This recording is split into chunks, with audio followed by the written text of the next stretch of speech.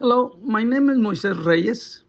I'm translating on behalf of Pastor Blas Perez, pastor of El Buen Pastor Baptist Church, located at Chihuahua neighborhood in the Rio, Texas.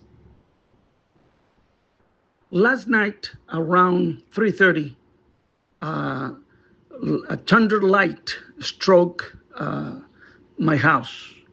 It's the parsonage of the church where I live, and um, as you will be able to see the damage created by this, the fire department uh, already established there was the lightning thunder, the stroke that created the fire, and now we're facing total loss of the roof of the church, of the house, the church house, and the damage the water create from the fire department, to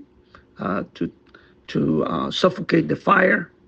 So now we asking anybody that is willing to help us, because it's a long haul.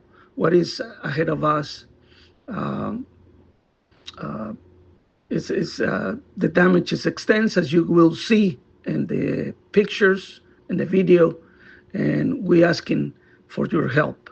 Um, Please consider helping us, and may God bless you.